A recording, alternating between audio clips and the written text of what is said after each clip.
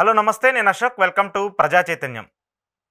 అల్లు అర్జున్ వ్యవహారం ఇప్పుడు రాజకీయంగా పెద్ద చర్చనీయాంశంగా మారింది. అల్లు అర్జున్కి సంబంధించి అరెస్టులకు సంబంధించి మళ్ళీ కొత్త చర్చ జరుగుతుంది. ఇటీవల అసెంబ్లీలో మాట్లాడినటువంటి సీఎం రేవంత్ రెడ్డి చాలా సంచలన వ్యాఖ్యలు చేశారు. ఇండస్ట్రీకి సంబంధించిన పెద్దలపైన కూడా ఆయన కొన్ని కీలక వ్యాఖ్యలు చేశారు. అయితే ఇండస్ట్రీకి సంబంధించి బెనిఫిట్ షోలు కావచ్చు, అలాగే స్పెషల్ రాయితీలు కావచ్చు, వాటన్నిటినీ కూడా రద్దు చేస్తున్నామంటూ కూడా రేవంత్ రెడ్డి ప్రకటన చేశారు. ప్రకటన చేసినటువంటి నేపథ్యంలో దానికి సంబంధించి అల్లు అర్జున్ ఒక ప్రెస్ మీట్ పెట్టి ఆయనకు సంబంధించి ఆయన క్లారిటీ కూడా ఇచ్చారు. దీనికి సంబంధించి అంటే ఆయన అవాస్తవాలు చెప్తున్నారంటూ కూడా తెలంగాణకు సంబంధించిన పోలీసులు కావచ్చు, అలాగే డీసీపీ కావచ్చు, లేదంటే ఆ కేసుకు సంబంధించి ప్లాన్ చేసినటువంటి పోలీసులు కావచ్చు, వాళ్ళందరూ కూడా వివరణ ఇస్తూ వచ్చారు. అయితే ఇప్పుడు ఈ ఇష్యూ కాస్త రాజకీయంగా పెద్ద దుమారం రేపుతూ వస్తుంది. రాజకీయానికి సంబంధించి బీజేపీ బీఆర్ఎస్ దీనికి రాజకీయంగా ఉంటే ఏపీకి సంబంధించి మాత్రము ఇండస్ట్రీ పెద్దలందరూ ఏపీ వైపు కూడా వెళ్ళాలని చెప్పేసి అక్కడ ఉన్నటువంటి నేతలందరూ కూడా పిలుపునిస్తూ ఉన్నారు. డిప్యూటీ సీఎం పవన్ కళ్యాణ్ కావచ్చు, టీడీపీ రాష్ట్ర అధ్యక్షుడు కావచ్చు, మీరందరూ ఏపీకి రండి, ఏపీలో మీకు ఇండస్ట్రీకి సంబంధించిన అభివృద్ధికి సంబంధించినటువంటి వసతులన్నింటినీ కూడా మేము ఏర్పాటు చేస్తామంటూ కూడా మాట్లాడుతూ వచ్చారు. అయితే ఇక్కడ మనం ప్రధానంగా చూడాల్సినటువంటి అంశం ఏంటంటే, గతంలో ముఖ్యమంత్రిగా పనిచేసినటువంటి జగన్మోహన్ రెడ్డి, అంటే 2019 నుంచి 2024 వరకు ముఖ్యమంత్రిగా పనిచేసినటువంటి జగన్మోహన్ రెడ్డికి సంబంధించి ఇదే ప్రతిపాదన ఆయన లేవనెత్తితే, ఇదే అంశానికి సంబంధించి ఆయన మాట్లాడితే, టికెట్ల రేట్లకు సంబంధించిన అంశం కావచ్చు, లేదంటే ఇండస్ట్రీకి సంబంధించి మీరు ఇక్కడ ఒక 20% 30% షూటింగ్ చేసుకుంటే మీకు మినహాయింపులు ఇస్తాము, మీకు రాయితీలు ఇస్తాము, బెనిఫిట్ షోలకు పర్మిషన్ ఇస్తామని చెప్పేసి అప్పుడున్నటువంటి ముఖ్యమంత్రి జగన్మోహన్ రెడ్డి చెప్తే, వాటన్నిటినీ కూడా అప్పుడు ఇండస్ట్రీ పెద్దలుగా ఉన్నటువంటి వ్యక్తులు కావచ్చు, అప్పుడు సెలబ్రిటీలు కావచ్చు, వాళ్ళందరూ కూడా వ్యతిరేకిస్తూ వచ్చారు. జగన్మోహన్ రెడ్డి మీద ట్వీట్లు పెట్టారు, ఆయన పరిపాలన దూషించారు, ఆయనకు సంబంధించి ఆయన చేస్తుందంటే తప్పు అంటూ కూడా మాట్లాడుతూ వచ్చారు. మరి ఇప్పుడు అదే ఇండస్ట్రీ పెద్దలు ఎందుకు రేవంత్ సర్కార్ గురించి మాట్లాడలేకపోతున్నారు? అదే ఇండస్ట్రీ పెద్దలు ఎందుకు రేవంత్ని ప్రశ్నించలేకపోతున్నారు? ఇక్కడ హైదరాబాద్లో ఉంటున్నారని చెప్పేసి రేవంత్ని వ్యతిరేకంగా మాట్లాడలేకపోతున్నారా? ఏపీకి సంబంధించి జగన్మోహన్ రెడ్డి టార్గెట్గా అప్పుడు మాట్లాడినటువంటి ఇండస్ట్రీ పెద్దలు ఇప్పుడు ఎందుకు మళ్ళీ చంద్రబాబు నాయుడుకి, పవన్ కళ్యాణ్కి సపోర్ట్గా ఉంటున్నారు? ఈ అంశాల గురించి ఈరోజు ఇంటర్వ్యూలో మాట్లాడదాము. ఇంటర్వ్యూలో నాతో పాటు పార్టిసిపేట్ చేస్తున్నారు పురుషోత్తం రెడ్డి గారు. పురుషోత్తం రెడ్డి గారు నమస్తే. నమస్తే అశోక్ గారు. సో ఏంటి, ఫస్ట్ అల్లు అర్జున్ బెయిల్కి సంబంధించి మాట్లాడండి. ఆయనకు సంబంధించి అది రద్దు చేయాలి, లేదంటే ఆయన వర్షన్ని మనం విన్నాము, పోలీసుల వర్షన్ని మనం విన్నాము. రేవంత్ రెడ్డి గారు చెప్పిన దాంట్లో నాకైతే ఒక వ్యాలిడిటీ పాయింట్ అయితే కనిపించింది.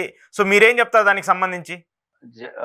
అల్లు అర్జున్ వాడు అరెస్ట్ అయిన తర్వాత లోకల్ కోర్టు 16 రోజులు రిమాండ్ ఇచ్చిన తర్వాత తెలంగాణ హైకోర్టు బెయిల్ మంజూరు చేసింది. ఖచ్చితంగా షరతులు ఉంటాయి అందులో. ఆ బెయిల్ మంజూరు చేసిన తర్వాత జరిగిన రెండు పరిణామాలు ఏంటంటే, ముఖ్యమంత్రి గారు అసెంబ్లీలో అసదుద్దీన్ ఓవైసీ గారు అడిగిన ప్రశ్నకి సమాధానంగా ప్రభుత్వం యొక్క అభిమతాన్ని చెప్పాడు. అవును, అభిమతాన్ని చెప్పడం అంటే అల్లు అర్జున్ తప్పు చేసినట్టు చెప్పడమే కదా. కేసే ప్రభుత్వం పోలీసులు పెట్టిన కేసు అంటే మీరు మీ కారణంగా జరిగింది, మీరే ఉల్లంఘించారనేది ఏదో పోలీసుల కేసు. దాన్ని ప్రభుత్వం తరఫున చెప్పారంటే అల్లు అర్జున్కి వ్యతిరేకంగా చెప్పినట్లు లెక్క వస్తుంది. ఆ తర్వాత అదే రోజు సాయంత్రం అల్లు అర్జున్ గారు ముఖ్యమంత్రి గారు ప్రస్తావించకుండా తన పైన వచ్చిన అలిగేషన్స్ అన్నిటికీ ఆన్సర్ చేసే ప్రయత్నం ఆయన చేశాడు. ఇప్పుడు కొత్తగా దాని తర్వాత వాళ్ళ ఇంటి మీద నిన్న దాడి, ఆ తర్వాత కొన్ని పరిణామాలు చకచక జరిగిపోయినాయి. కానీ ఇప్పుడు అందరిలో వస్తున్న పాయింట్ ఏంటంటే, అల్లు అర్జున్ ప్రెస్ మీట్ పెట్టాడు కాబట్టి, షరతుల ఉల్లంఘన జరిగినాయి కాబట్టి ఆయన బెయిల్ రద్దు కోరచ్చు పోలీసుల వైపు నుంచి. అంటే ప్రభుత్వం అంటే పోలీసులు చేయొచ్చు అని ఒక చర్చ నడుస్తుంది. ఒకవేళ చేస్తే ఎక్కడ చేస్తారు, దాని పర్యవసానాల్లో బెయిల్ మీద పడతాయా అనేది చర్చనీయాంశంగా ఉంటాము. అంటే ఇక్కడ పాయింట్ ఏంటంటే, ముఖ్యమంత్రి గారు ఎవరు మాట్లాడకూడదు, కోర్టు ఒకసారి ఆదేశించిన తర్వాత బెయిల్ అనేది వస్తుంది ఒక చర్చ. కానీ ముఖ్యమంత్రి గారికి అసెంబ్లీకి రక్షణ కవచం, అంటే ఏదంటే మాట్లాడమని కాదు. వారు ఇట్లాంటి క్వశ్చన్ వస్తే ముఖ్యమంత్రి గారు ప్రభుత్వం ఏం చెప్తుంది, ఒక గౌరవ సభ్యుడు అనుమానం వ్యక్తం చేశాడు, వాడిని ప్రభుత్వం తాలూకా సమాచారం చెప్పినావు అంటాడు, దాన్ని అభిమతం చెప్పా ఉంటాడు, దాన్ని ఎవరు ప్రశ్నించలేదు. ఇక్కడ అర్జున్ గారికి వచ్చేసరికి ఏమవుతుంది, నా పైన ఇట్లా నిందలు వచ్చాయి సోషల్ మీడియాలోను కొన్ని రాస్తున్నారు కాబట్టి అవన్నీ క్లారిఫై చేయడం, ఇంక బెయిల్ విషయం జోలికి వెళ్ళడం కోర్టు లీగల్ గా ఉంది. అందువల్ల నాకు పోలీసుల అనుమతితో ఉంటేనే పోయినాను. నాకెవరు ఏసీపీ గాని డీసీపీ గాని నాకు చెప్పలేదు, నా సిబ్బంది చెప్తే వచ్చేసానని చెప్పాడు. కాబట్టి ఇక్కడ బెయిల్ షరతులు ఎవరు ఉల్లంఘించారు, ఎవరు చేయలేదని కోర్టు చెప్తుంది. అయితే నాకున్న సమాచారం అవగాహన మేరకు, ఒకటి బెయిల్ ఇవ్వడం జడ్జి యొక్క విచక్షణ అధికారం, కానీ బెయిల్ రద్దు చేయడం జడ్జి యొక్క విచక్షణ పరిధికి రాదు. ప్రాపర్ రీజన్స్ ఉండాలి. ఎందుకంటే బెయిల్ పొందడం పౌరుడు యొక్క హక్కు కూడా. బెయిల్ అంటే స్వేచ్ఛగా బతకడమే కదా. కాబట్టి స్వేచ్ఛగా బతికే హక్కు పౌరుడికి ఉంటుంది. కానీ విచక్షణ అధికారంతో వారు బెయిల్ మంజూరు చేస్తారు, ఎవరు జడ్జి. వన్స్ బెయిల్ మంజూరు చేసిన తర్వాత తిరిగి రద్దు చేయాలి అంటే ఖచ్చితంగా బెయిల్ కండిషన్ ఉల్లంఘించుండాలి. ఉల్లంఘించకుండా జనరల్ కారణాలతో విచక్షణాధికారంతో ఆ రోజు నేను బెయిల్ ఇచ్చినట్టే విచక్షణాధికారంతో బెయిల్ రద్దు చేయడం కుదరదు. ఆ కోర్టు ఇచ్చినటువంటి ఆదేశాలు ఉల్లంఘన జరిగి ఉండాలి. సహజంగా కోర్టు మనం బెయిల్ మొత్తం చూడలేదు కానీ సాధారణంగా ఇచ్చేదంటే పోలీసులకు సహకరించాలి, కేసును ప్రభావితం చేసే విధంగా ఉండకూడదు, దీంట్లో సాక్షులు వాటిని బెదిరించకూడదు, ఒత్తిడి తేకూడదు, ఇట్లాంటివే కోర్టు జనరల్ గా పోలీసులు అడిగి సహకరిస్తే మీరు విచారణకు సహకరించాలి, ఇట్లాంటివే ఇచ్చుంటుంది కోర్టు. దీంట్లో ఇప్పుడు అల్లు అర్జున్ గారు ఒక చెప్పాడు కదా, నాకు డీసీపీ చెప్పలేదు, నాకు ఏసీపీ చెప్పలేదు, నాకు తెలిసి వచ్చాడు. ఇదేమైనా ఉల్లంఘన దారితీస్తుందా? నాకున్న ప్రాథమిక అవగాహనతో ఇది ఉల్లంఘనకు దారితీయదేమో అనుకుంటున్నా. ఎందుకంటే తన మీద ఒక అలిగేషన్స్ వచ్చిన తర్వాత లేదని చెప్పాలి. ఒకవేళ ఇప్పుడు పోలీసులు ఏం చెప్పాలి, అల్లు అర్జున్ అబద్ధం చెప్పినాడు అని నిరూపించాలి కోర్టులో. కోర్టులో సవాల్ ఏం చేయాలంటే మేము చెప్పినా కూడా అల్లు అర్జున్ కేసును ప్రభావితం చేసేట్టుగా చెప్పలేదని చెప్తున్నాడు కోర్టులో చెప్పాలి. చెప్పాలంటే ఏసీపీ డీసీపీ పోయి చెప్పినారని ఏం ఆధారం ఉంది? అల్లు అర్జున్ గా నేను చెప్పలేదని వేస్తాడు. కోర్టు ముందు ఆర్గ్యుమెంట్ కుదరదు, కోర్టు ముందు ఎవిడెన్సే కదా, పేపరే కదా, ఆధారాలే కావాలి కదా. కాబట్టి ఇప్పుడు మన పోలీస్ స్టేషన్ లో ముందస్తు మేము పర్మిషన్ అడిగాం, ఇవ్వలేదని చెప్పారు కదా, తీసుకురండి ఆ ఫైల్ అని చెప్పింది. కోర్టు ఏం చెప్పింది, ఆడ పోలీస్ అధికారులు ప్రభుత్వం చెప్పింది ఇలా ఇద్దరు వాదనలు వినేసిన తర్వాత ఆ రికార్డు చూపించండి మా దగ్గర అని చెప్పి రేపు కూడా అదే చెప్తుంది. ఏసీబీ డీసీపీ ఇచ్చిన ఆధారం ఏముంది? కాబట్టి ఇవన్నీ ఉంటాయి. కాబట్టి ఎన్ని గంటకు పోయినాడు, సినిమా అయినాక పోయినాడు, ఆ సినిమా మధ్యలో సీసీ ఫుటేజ్ చెప్పేస్తుంది. కానీ పోలీసులు చెప్పేదాని ప్రకారం కూడా ఏమవుతుంది, డీసీపీ వార్న్ చేసిన తర్వాత వెళ్ళిపోయినాడు అని, వెళ్ళిపోయినాడు అనేది క్లియర్. కాబట్టి సీసీపీ అదే కనబడుతుంది. వార్న్ చేస్తే వెళ్ళాడా వెళ్ళలేదని మనకు తెలియదు కదా. ఆయన నాకు తెలియదు అంటాడు, నాకు చెప్పలేదు అంటాడు. ఇప్పుడు చెప్పినామని చెప్పి దానికి ఆధారం ఏముంది? కాబట్టి ఈ ప్రాథమిక పరిజ్ఞానంతో నేనైతే బెయిల్ అయితే అది కాదు, అయితే తెలంగాణ ప్రభుత్వం అంటే పోలీసులు ఒక పని చేసే అవకాశం అనిపిస్తుంది. ఒకవేళ ఒక ఆలోచన వస్తే సుప్రీంకోర్టులో ఏమన్నా హైకోర్టు తీర్పు పైన బెయిల్ పైన స్టేకి వెళ్ళేదానికి స్కోప్ ఉంటుంది. స్కోప్ ఎందుకు అంటుందంటే విచారణ జరుగుతుంది, అల్లు అర్జున్ అనే ఆయన చాలా హైలీ ఇన్ఫ్లుయెన్స్డ్ పర్సన్, బయట ఉంటే ఇబ్బంది, కాకపోతే ఒక 2-3 రోజుల పాటు కొంతకాలం పాటు ఆయన్ని కస్టడీలో తీసుకొని విచారణ సహకరించట్లేదు, ఇట్లాంటివి ఏదైనా కారణం పైన highly influenced person, popular person, ఇవన్నీ దృష్టిలో పెట్టుకొని తెలంగాణ ఇచ్చిన కోర్టు ఇచ్చిందని స్టే ఇమ్మని చెప్పి అడిగే అవకాశం ఉంటుంది. అప్పుడు కూడా నాకున్న అవగాహన మేరకు ఒకసారి హైకోర్టు బెయిల్ ఇచ్చిన తర్వాత ఏదైనా ప్రత్యేక కారణాలు, విపరీత కారణాలు ఏదైనా ఉంటే తప్ప బెయిల్ రద్దు చేయడం కుదరదు. కాకపోతే స్ట్రిక్ట్ వార్నింగ్ ఇవ్వచ్చు. ఆల్రెడీ ఇది నిరంజన్ రెడ్డి గారు దీనికి సంబంధించి చర్చలు కూడా జరుపుతున్నారు. అల్లు అర్జున్ టీంకి సంబంధించి నిరంజన్ రెడ్డి గారి టీము ఈ కేసుని పూర్తిగా అంటే లాస్ట్ టైం బెయిల్ కూడా తెప్పించింది ఆయనే కాబట్టి ఆయన కూడా ఈ కేసుని టేకప్ చేశారు. కాబట్టి ఆయనకు సంబంధించిన లాయర్లు అందరూ కూడా అల్లు అర్జున్కి సంబంధించి కూడా చర్చిస్తూ ఉన్నారు. ఖచ్చితంగా ఇప్పుడు ఎవరు బెయిల్ తెచ్చిచ్చారో వాళ్ళే పోతారు. ఖచ్చితంగా సుప్రీంకోర్టుకి ఆయన మంచి లాయరే కాబట్టి ఆయన ఆర్గ్యుమెంట్ చేస్తాడు. సుప్రీంకోర్టు కూడా ఒక్కోసారి హైకోర్టు బెయిల్ ఇచ్చింది అసాధారణమైన పరిస్థితుల్లో తప్ప సుప్రీంకోర్టు కూడా బెయిల్ రద్దు చేయదు. కాకపోతే సీరియస్ కండిషన్స్ పెట్టచ్చు, హైదరాబాద్ బార్డర్ వదిలి వెళ్ళకూడదు, బయటికి రాకూడదు, మీరు పోలీసులకి నిత్యం సహకరించాలి, పోలీసులు కూడా ఎప్పటికప్పుడు వెళ్తా ఉండాలి, ఇట్లాంటివి ఏదన్నా కండిషన్స్ స్ట్రాంగ్ చేయొచ్చే తప్ప నాకున్న జనరల్ అవగాహనతో నేను జరిగిన పరిణామాల ఆధారంగా చేసుకుని ఆయనకి బెయిల్ రద్దయిపోతుందనే అంచనాతో అయితే నేను లేదు. ఓకే, ఇంకొకటి సార్, ఇండస్ట్రీకి సంబంధించి నిన్న రేవంత్ రెడ్డి గారు చాలా పెద్దల మాటలు మాట్లాడారు. ఆయన అసలు బెనిఫిట్ షోలన్నీ రద్దు చేస్తున్నాము, మీరు ఇక్కడ ఉండి మీరు వ్యాపారం చేసుకుంటున్నారు, మీరు అన్నీ చేసుకుంటున్నారు, కానీ సామాన్యులు చనిపోతే దానికి సంబంధించి రక్షణ లేకుండా పోయింది, కనీసం పరామర్శించేందుకు మీకు సమయం కూడా లేకుండా పోయింది, అల్లు అర్జున్కి పరామర్శించడం మాత్రం ఇండస్ట్రీ మొత్తం కదిలొచ్చారని చెప్పేసి ఆయన చాలా వ్యాఖ్యలు కూడా చేశారు. నాకు ఒక పాయింట్ అర్థం కాదు ఏంటంటే, గతంలో జగన్మోహన్ రెడ్డి ఇందాక నేను ప్రస్తావించినప్పుడు 2019 నుంచి 2024 సంబంధించి ఆయన 20 రూపాయలు 30 రూపాయలు టికెట్ రేట్లు తగ్గించి బెనిఫిట్ షోలకు సంబంధించి కొన్ని పరిమితులు పెడితే ఇండస్ట్రీ మొత్తం ఆగ్రహం వ్యక్తం చేసుకుంటూ వచ్చింది. ఇండస్ట్రీ మొత్తం కూడా మాట్లాడుతూ వచ్చింది, మీరు ఇండస్ట్రీని తొక్కేయాలని చూస్తున్నారో లేదంటే ఇండస్ట్రీ మీకు సహకరించలేదని చెప్పేసి మాట్లాడుతున్నారని చెప్పేసి ఒకటే విధంగా ట్వీట్లు సోషల్ మీడియా మొత్తం హోరెత్తింది. ఒక వర్గం మీడియా అయితే ఇక ఒక నెల రోజుల పాటు ఒక డైలీ సీరియల్ నడిపినట్టు నడిపింది. మరి ఎందుకు ఇప్పుడు ఇండస్ట్రీ మొత్తము జగన్మోహన్ రెడ్డి మీద అంతలా మాట్లాడినటువంటి ఇండస్ట్రీ ఇప్పుడు రేవంత్ రెడ్డికి సంబంధించి మాట్లాడలేకపోతుంది? ఇక్కడ ఉన్నారని అంటే రేవంత్ రెడ్డి అంటే భయమా, జగన్మోహన్ రెడ్డి అంటే ఇష్టం లేకపోవడమా? ఇప్పుడు ఏదైతే మీరు చెప్పిన కొన్ని మీడియా సంస్థలు ఇదే అంశం మీద గతంలో ఏ స్టాండ్ లో ఉన్నాయి, ఇప్పుడు ఏ స్టాండ్ లో ఉన్నాయి అనేది అనే దాన్ని దృష్టిలో పెట్టుకుంటే మనం ఆ మీడియాని అయితే ఆదర్శంగా తీసుకోవాల్సిన అవసరం లేదు. అది చాలా బాధ్యత రైతు. జగన్ మీద కోపంతో ఏది పడితే అది చేసినారు. ఈ రోజు కోపం లేదు కాబట్టి ఎట్లా పడితే సపోర్ట్ చేసే ప్రయత్నం చేస్తున్నారు. అదే పద్ధతి మనం చేయాల్సిన అవసరం లేదు. నేను ఒకటి ఖచ్చితంగా చెప్పగలను, జగన్మోహన్ రెడ్డి గారు ఆ రోజు చెప్పింది ఈ రోజు రేవంత్ రెడ్డి గారు చెప్తున్నారు. కానీ ఆ రోజు జగన్ చెప్పినాడు కాబట్టి అది కొంతమందికి నచ్చలేదు. ఈ రోజు రేవంత్ రెడ్డి గారితో పేచీ లేదు కాబట్టి నచ్చుతా ఉంది. ఎందుకు అంటే రేవంత్ రెడ్డి గారు చెప్పిన ఒక యాంగిల్ కరెక్ట్, సందర్భం, ఆయన ఉద్దేశం ఏదైనా కావచ్చు, కానీ ఆయన లేవనెత్తిన అంశాలు చాలా మంచి అంశాలు. ఇది ఉల్టాగా జగన్మోహన్ రెడ్డి గారు కూడా ఇదే అంశాలు లేవనెత్తారు. ముఖ్యంగా బెనిఫిట్ సోర్స్ కానీ ఎందుకు వస్తున్నాయి బెనిఫిట్ సోర్స్ అనే సబ్జెక్ట్ అంటే, బెనిఫిట్స్ ఒకే రోజు అన్ని థియేటర్లు బల్క్ గా ఒక రకమైన రిగ్గింగ్ చేస్తారు ఈ ఎలక్షన్స్ లో ఆక్యుపై చేసుకొని. ఆ రకంగా సినిమాని భయభ్రాంతులకు గురి చేసి అన్ని సినిమాల్ని 5-6 కుటుంబాలు కలిపి, ఎందుకంటే సినిమా థియేటర్లన్నీ ఎవరో 2-3 చేతిలో ఉన్నాయి ఆంధ్రప్రదేశ్, లీజు తీసుకున్నారు. వాడు ఎవరికంటే వాళ్ళకి ఇవ్వడం. అసలు పెద్ద సినిమాలు వస్తే పెద్ద హీరోల సినిమా వస్తాయి, ఇంకా ఆ రోజు ఆ వారం 10 రోజులు చిన్న సినిమాలు ఆడవు. ఇంకా అసలు ఒక సినిమాని అన్ని థియేటర్లో వారం రోజులు వేయడం ఏంటి అంటే, ఇంకా ప్రజలకు కూడా ఏరే ఆప్షన్ ఉండదు. సచ్చినట్టు ఏదో ఆ సినిమాని చూడాలి అందరూ.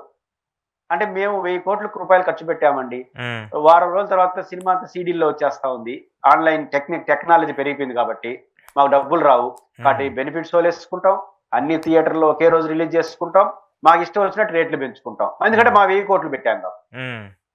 ఈ పెద్ద హీరోలకు భయపడిపోయి ఇన్ఫ్లుయెన్స్ గురైన రాజకీయ నాయకులు వాళ్ళకి ఇష్టాలు వచ్చినట్టుగా ఆడినారు. దానివల్ల ఏమైంది, ఒక రకమైన మాఫియాగా తయారవుతుంది సినిమా ఇండస్ట్రీ. ఎందుకంటే సినిమా థియేటర్లు ఉండే వాళ్ళు పెద్ద హీరోలు నాకు 5 మంది, పాపులర్ గా డైరెక్టర్లు, వాళ్ళు ఏమనుకుంటే అదే సినిమా, వాళ్ళు ఎంత ఖర్చు పెడితే అదే సినిమా, వాళ్ళు ఎంత పెడితే టికెట్లు అంతే, వేలం వెర్రిగా జనం చూడడం. దాని పర్యవసనాలే ఈ సంధ్యా థియేటర్ లాంటి ఘటనలు. ఈరోజు కొన్ని సినిమాలు ఒక సందర్భంలో పాపులర్ హీరోది సినిమా వచ్చింది, దానికి ముందు మంచి సినిమా జయసుధ గారు అందరూ ఫ్యామిలీ బ్యాక్గ్రౌండ్ సినిమా, నాకు పేరు మర్చిపోయాను, చాలా మంచి సినిమా, బాగా హిట్ అయింది. శతమానం భవతి సినిమా 2 రోజులు పోయింది. తర్వాత పాపులర్ హీరోది వచ్చింది, మొత్తం సినిమా థియేటర్లన్నీ దీన్ని కూడా ఆపేసి దాన్ని వేసేసినారు. ఆ పాపులర్ హీరో సినిమా ఏమో ఫెయిల్ అయిపోయింది. కానీ వారం తర్వాత మళ్ళీ శతమానం భవతి వచ్చేసరికి అందరికి నీ చేతుల్లో సీడీ వచ్చేసి, బాగున్న సినిమా పాడైపోయింది, బాగలేని సినిమా హిట్ అయిపోయింది. అంటే వ్యాపార పరంగా. అంటే ఏం చెప్తున్నారు దీనికి సంబంధించి, అసలు దుర్మార్గం కదా. కాబట్టి ఈ రోజు ఈ బెనిఫిట్ షోల పేరుతో ఆ 1000 కోట్లు ఏమన్నా, ఆ సినిమా చూస్తే 1000 కోట్లు ఆడుంటా అంట గ్రాఫిక్స్ సమాచారం. 1000 కోట్లు ఊరికంటే పాపులారిటీ ఉన్న డైరెక్టర్ కి, ఆ పాపులర్ ఉన్న హీరోకి, హీరోయిన్ కి ఒక 5-6 మందికి ఇచ్చేస్తారు మొత్తం. ఆ 1000 కోట్లు, 500 కోట్లు, 600 కోట్లు, చివరికి 100 కోట్లు, 50 కోట్లు వీళ్ళు పెడతారు. సినిమా ఏమో 100 కోట్లే, వీళ్ళకున్న వేలం విడత చేసేసి ఆ డబ్బులంతా పిచ్చి అభిమానులు పెట్టుకునేసి మా ఇష్టం వచ్చినట్టు మేము 2000 పెట్టుకుంటాం, 3000 పాపం. జగన్ రేట్లు ఎట్టు పెడితే కరెక్ట్ గా అంటే కొనేవాడు కొంటాడండి, మీకెందుకండి. ఈ మీడియా పెద్ద మనుషులు ఈ రోజు ఆంధ్రప్రదేశ్ చిలక పలుకులు పలుకుతున్నారు కదా, సాయంత్రం 7 నుంచి 9 వరకు పెద్ద విషయాలు మాట్లాడేస్తున్నారు ఇప్పుడు ప్రజలు, ప్రేక్షకులు అన్ని. ఆ రోజు జగన్ చెప్పింది అదే కదా, 2000, 3000 ఇదేం పద్ధతి అంటే, కొనేవాడు కొంటాడండి, ఆయన అభిమానులు ఉంటే మీకేంటి కంటే నొప్పి, ఇది ఆ రోజు మాట్లాడింది ఈ పెద్ద మనుషులంతా. ఈ రోజు వచ్చేసరికి రివర్స్ లో మాట్లాడుతున్నారు. అందుకే జగన్మోహన్ రెడ్డి గారు 2 చెప్పింది. నెంబర్ 1, సినిమా థియేటర్లు ఇట్లా బ్లాక్ మెయిలింగ్ పద్ధతి కరెక్ట్ కాదు, నువ్వు ఎంత పెడితే అంత సినిమా తీసేస్తే ఎంత పెద్ద టికెట్ పెడతావా, అది కరెక్ట్ కాదు. సినిమా టికెట్ల పైన అజమాయిషి ఉండాలి, బుకింగ్ మీద ప్రభుత్వ అజమాయిషి ఉండాలి, ఇవన్నీ ఉండాలి. బెనిఫిట్స్ వాళ్ళు కూడా ఎట్లా పడతాడు చేయకూడదు అని రోజు మాట్లాడినాడు. దాంతో ఆంధ్రప్రదేశ్ పరిశ్రమలు రండి అన్నాడు. ఎందుకంటే 60% ఆంధ్రప్రదేశ్ లో సినిమా థియేటర్లు ఉంటాయి, ఈ 60-70% ఆదాయం ఆంధ్రప్రదేశ్ తెచ్చుకొని ఒక సినిమా ఇక్కడ తీయకపోతే ఇక్కడ నష్టం కదా. కాబట్టి విశాఖపట్నం రండి, ఇంకా ఒక ఫార్వర్డ్ స్టెప్ తీసుకొని విశాఖకు రండి, విశాఖలో మీకు ఇళ్ల పట్టాలు ఇస్తాను, విశాఖపట్నంలో స్టూడియోలు ఇస్తాను, ఇది మాట్లాడినాడు. స్టూడియోలు ఇస్తానన్నాడు విశాఖపట్నంలో, మరో బంజారా హిల్స్ ఆ రకంగా చూపిస్తాను నేను విశాఖపట్నంలో, రండి అని చెప్పాడు. ఆ రోజు ఇవన్నీ మాట్లాడితే కథలని చెప్పినారు, ఈ రోజు అదే రివర్స్ లో మాట, చివరికి అదే జరగబోయేది. ఖచ్చితంగా ఆ రోజు జగన్మోహన్ రెడ్డి చెప్పినట్టు విశాఖపట్నానికి పరిశ్రమ వస్తే ఈ అజమాయిషి దెబ్బతుంది. కాబట్టి ఖచ్చితంగా ఆ రోజు జగన్ చెప్పింది రేవంత్ చెప్తున్నాడు. కానీ రేవంత్ రెడ్డి గారు చెప్పినారు కాబట్టి ఆ రోజు ఈ మీడియా అట్లా పడినారంటే మనం మాడాల్సిన, ఖచ్చితంగా రేవంత్ రెడ్డి గారి ప్రాక్టికల్ రావాలి. అయితే అల్లు అర్జున్ ఎపిసోడ్ దాన్ని డిఫరెంట్ గా చూసి చట్టం పరిధిలో చాలా జాగ్రత్తగా దాన్ని మెయింటైన్ చేసి సున్నితమైన అంశాన్ని సున్నితంగా పరిష్కరించుకోవాలి అల్లు అర్జున్ విషయాన్ని.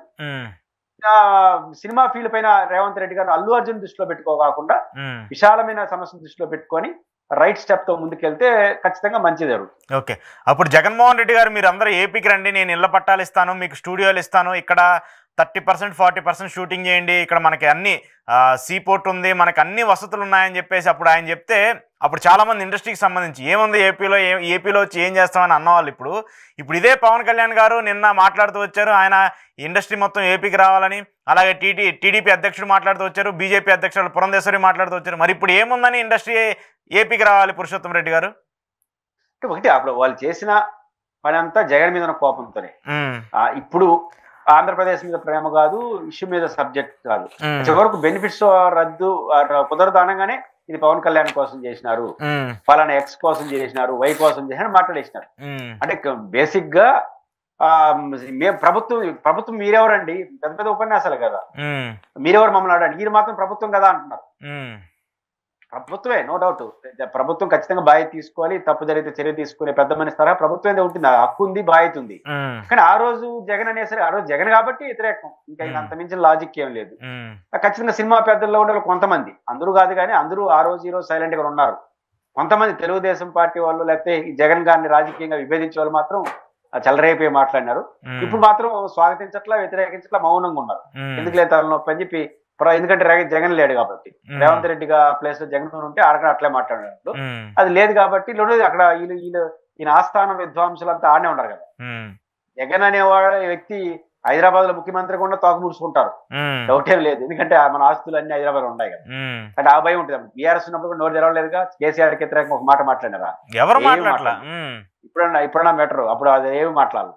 ఖచ్చితంగా నేను అనుకుంటుంది ఇది రాజకీయ కోణం, ఇది పరిష్కారం అయితే మంచిది. ఓకే. సో ఏంటి ఇప్పుడు ఇండస్ట్రీని రావాలని చెప్పేసి ఆహ్వానిస్తూ ఉన్నారు, అలాంటి పరిస్థితులు ఉంటాయంటారా ఏపీకి సంబంధించి? అంటే విశాఖపట్నం రావడానికి స్కోప్ ఉంది, డౌట్ ఏం లేదు.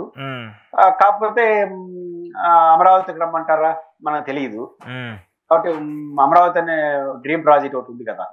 ఇప్పుడు విశాఖపట్నానికి సినిమా వాళ్ళు వచ్చారనుకోండి, మహేష్ బాబు లాంటి వాళ్ళు వచ్చి ఆడ ఫ్లాట్ కొంటున్నాడు అన్నాడు అనుకోండి, వేళ మొత్తం పటాసు కాదు, అందరూ పరిగెత్తారు. మళ్ళీ అందరూ చెలో విశాఖపట్నం అన్నారు అనుకోండి, ప్రభుత్వ ఆలోచనలు వాళ్ళ ఆలోచన వాళ్ళకు ఉన్నాయి. ఇప్పుడు ఆడ ఒక సినిమా థియేటర్ ఇస్తున్నాడు, ఆడ నాగార్జున గారు, చిరంజీవి గారు, మహేష్ బాబు గారు, ఒక 5-6 కుటుంబాలు సినిమా ఏమంటారు దాన్ని థియేటర్ కట్టగలిగే పరిస్థితిలో ఉన్నారు. ఇది కాకుండా ఇంక దిల్ రాజు లాంటి వాళ్ళు ఉంటారు. ఒక 10 మంది కనీసం ఒక 200 ఎకరాలు 300 ఎకరాల మంచి ప్లేస్ లో ఇస్తే స్టూడియోలు కడతారు. అయితే ఒక 5-6 స్టూడియోల పేరుతో అడగొచ్చి అడౌట్ చేశారు, మొత్తం సీన్ అంతా మళ్ళీ గో టు విశాఖపట్నం. మళ్ళీ మహేష్ బాబు ఇల్లు కట్టుకుంటున్నాడు అంటే ఆర్కే బీచ్ దగ్గర అనుకున్నాడు అనుకో, ఆడ భూము. అక్కడ ఖచ్చితంగా మళ్ళీ ఇట్లా చేస్తారా చేయలేదు మనం చూడాల్సిన అవసరం ఉంది. కాకపోతే ఇక్కడ నుంచి కావాలంటే పెద్ద సాహసం, ఎందుకంటే ఇక్కడ ఎస్టాబ్లిష్డ్ చాలా టైం పడుతుంది. స్టూడియోలు ఆల్రెడీ రెడీగా ఉన్నాయి. నీకు హాస్పిటల్స్ కానీ, ఆడ వ్యవస్థలు కానీ, నిర్మాణాలు కానీ, రోడ్స్ కానీ, బిల్డింగ్స్ కానీ, అవన్నీ కూడా సినిమాలకు అవసరం. కాబట్టి కొని ఇడికి వస్తారా? ఆడ 2 చోట్ల పెట్టాలంటే మెయింటైన్ చేసే కెపాసిటీ ఉండాలి కదా. అవును. మొత్తం మహా అంటే ఏం చేస్తుంది, స్టూడియోకు 200 ఎకరాల స్థలాన్ని నామినల్ లీజుకి ఇస్తుంది. ఆడ స్టూడియో కట్టాలి, 100 కోట్లు ఖర్చు పెట్టాలి, దాన్ని కూడా ఇస్తాడు. ఇది ఒక సమస్య కదా. అంటే కొన్ని పరిమితులు ఉన్నాయి. కానీ ఏ రోజుకైనా జగన్ గారు చెప్పినట్టు విశాఖపట్నం అనేది సినిమాకు ఒక పెద్ద కేంద్రంగా అయితే మారుతుంది. అది అమరావతి అవ్వదు, విశాఖ అవుద్ది. అప్పుడు అమరావతి ఎట్లా అవుతుంది? ఏడ పెట్టుకోవాలి? అక్కడ స్థలం ఉంటే అది పెట్టుకోవడానికి, స్థలం ఉండాలి, పెట్టుకోవాలి. అది కుదరని పని. కానీ అయితే విశాఖపట్నం లేదా తిరుపతి కావాలి, ఎందుకంటే తిరుపతి చెన్నై దగ్గరగా ఉంటుంది, పాయింట్ ఉంది. కాబట్టి తిరుపతి, విశాఖపట్నం ఆంధ్రప్రదేశ్ భవిష్యత్తు. ఖచ్చితంగా దాన్ని వాళ్ళు ఎలా చూస్తారో చూడాలి. ఓకే. సో ఇక మన రాజకీయాల గురించి మాట్లాడదాం. జగన్మోహన్ రెడ్డి గారి బర్త్డే సెలబ్రేషన్స్ చూసిన తర్వాత కూటమికి సంబంధించి కావచ్చు, కూటమికి సంబంధించిన నేతలు కావచ్చు, కొంత ఆలోచనలో పడినట్టు అర్థమవుతుంది. ఎందుకంటే ఒక ప్రతిపక్షంలో ఉన్నటువంటి ఒక నేతకి ఈ రేంజ్లో అంటే 6 నెలల్లోనే ఇంత పెద్ద మళ్ళీ క్రేజ్ రావటము, ఇంతమంది జనంలోకి వచ్చి అంటే జనాలు బయటకు వచ్చేసి మాట్లాడటము, వాళ్ళందరూ కూడా ప్రభుత్వానికి వ్యతిరేకంగా నినాదాలు చేయటము కూటమికి ఒక ఎదురు దెబ్బ అనిపించే విధంగా ఉండట్లేదా?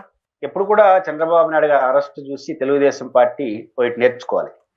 అంతకుముందు మౌనంగా ఉన్న వాళ్ళు, చూద్దాంలే వస్తే చూద్దాంలే అనుకున్న తెలుగుదేశాన్ని అభిమానించిన అందరూ చంద్రబాబు గారు అరెస్ట్ చేయడంతో చాలా తీవ్రమైన రియాక్ట్ అయినారు. అంటే తెలుగుదేశం శ్రేణులందరూ వైట్ అయిపోయినారు. అంతమంది వైటే ఫెరోసస్. ఎందుకంటే ఇంతకు మించి ఏం జరుగుతుంది? చంద్రబాబుని అరెస్ట్ చేసిన తర్వాత ఇంతకు మించి మాకేం జరుగుతుంది? ఇప్పుడు కానీ మనం తట్టుకొని నిలబడకపోతే రేపు భవిష్యత్తులో నిలబడగలమా? అనే భయభ్రాంతులు గురై ఐక్యతగా దారి తాడోపేడో తేల్చుకుందాం అనే స్థాయికి వచ్చేసినారు. అది మానవ సహజం. దాని నుంచి వాళ్ళు ఏమి నేర్చుకున్నట్ల గెలవడంతో అది అయిపోయింది. మనం గెలవడానికి చంద్రబాబు గారి అరెస్ట్ కూడా ఒక కారణం అయింది. మనం అందరూ యూనిట్ అయినాము. ప్రపంచంలో ఉన్న చంద్రబాబు గారిని అభిమానించే వాళ్ళు జగన్ వ్యతిరేకించి ఒకటేపిస్తున్నారు. పవన్ కళ్యాణ్ కూడా అనివార్యంగా రావాల్సి వచ్చింది. ఇన్నిటికి దారి తీసింది కదా అరెస్ట్ అయితే, మనం కూడా ఎక్కువ చేస్తే వాళ్ళు కూడా అదే దారి తీస్తుంది కదా అనే స్పృహ మర్చిపోయారు పవర్లోకి వచ్చిన తర్వాత. ఇప్పుడు చంద్రబాబు జగన్మోహన్ రెడ్డిని అరెస్ట్ చేయలేదు. ఇప్పుడు పెట్టిన కేసులన్నీ వైసీపీ చెప్పినట్టు నేనేం అక్రమ కేసులని అన్నాం. సక్రమ కేసులు కూడా దీంట్లో కొన్ని ఉన్నాయి. అయితే పాయింట్ ఏంటంటే ఎక్కువ చేస్తే వాళ్ళకి అవకాశం ఇచ్చినట్టు అవుతుంది. ఈ రోజు జగన్ గారి బర్త్డే హైలీ సక్సెస్ఫుల్ కావడంలో జగన్ గారిని అభిమానించే పాత్ర సగం అయితే, సగం కూటమి వాళ్ళు ఇచ్చిన సహాయం. కూటమి ప్రభుత్వం ఇచ్చిన సహాయం ఏంది? ఆడ అరెస్టులు, ఏడు అరెస్టులు, అరెస్టులు తక్కువ జరిగినాయి. అరెస్టులు గొడవలు దాదాపు తగ్గిపోయినాయి నా దృష్టిలో. ప్రభుత్వం కానీ వాళ్ళు పెట్టే కేసులు తగ్గిపోయినాయి. కానీ ఈ మీడియాలో సాయంత్రం పూట చర్చ జరుగుతుంది. వాడిని కొట్టేస్తారు, వీడిని కొట్టేస్తారు, రేపే మొత్తం ఇలా జడ్జిమెంట్లు ఇస్తా ఉంటారు.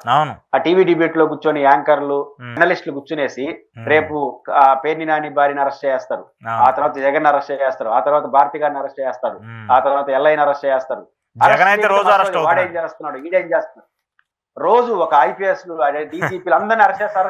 ఒక 6 నెలల తర్వాత ఏమవుతుంది? అరెస్ట్ కదా చేస్తారు. కానీ ఆయన పరిస్థితి తెచ్చుకుంటున్నారు. ప్రభుత్వం చేసే అరెస్టులు చిన్నవి, కానీ ఈ మీడియా చేసే అరెస్టులు కోరికలు చాలా పెద్దవి.